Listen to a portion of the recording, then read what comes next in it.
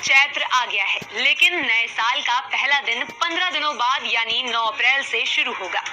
इन 15 दिनों की गिनती नए साल में नहीं होती। क्यों? आइए जानते हैं।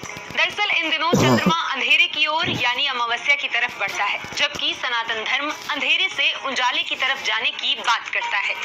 इसलिए चैत्र महीने की अमावस्या के अगले दिन पहली तिथि को जब चंद्रमा बढ़ने लगता है, तभी नववर्ष मनाया जाता है। सनातन काल गणना में चैत्र महीने के शुक्ल पक्ष की पहली तिथि से नया साल शुरू होता है। माना जाता है कि इसी दिन ब्रह्मा ने सृष्टि की रचना की थी। सृष्टि की रचना के करीब 2 अरब साल बाद सम्राट विक्रमादित्य ने नया संवत चलाया। ये उसी दिन से शुरू होता है जिस दिन सृष्टि बनी थी। ब्रह्मांड पुराण में इस तिथि को नए संवत्सर की पूजा करने का विधान है। तिथि और त्योहार तय करने वाले ग्रंथ निर्णय सिंधु, हिमाद्री और धर्म सिंधु में इस तिथि को पुण्यदाय कहा जाता है। इस तिथि को युगादि भी कहा जाता है, यानी इस दिन से सतयुग की शुरुआत हुई थी। सूर्य और चंद्रमा से ही काल की गणना होती है। हर 3 साल में ये दोनों ग्रह एक साथ पहले नक्षत्र अश्विनी और पहली राशि मेष में प्रवेश करते हैं।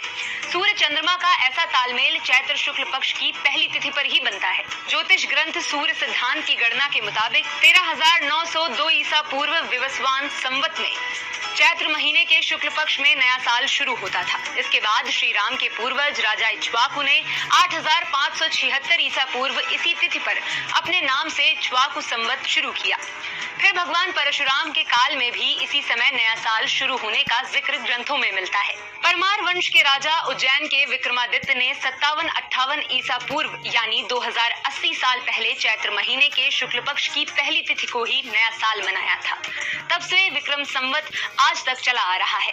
इस विक्रम संवत में 2 तरह से महीनों की गिनती होती है। महाराष्ट्र, गुजरात और दक्षिण भारत में अमावस्या खत्म होने के बाद नए महीने की शुरुआत होती है।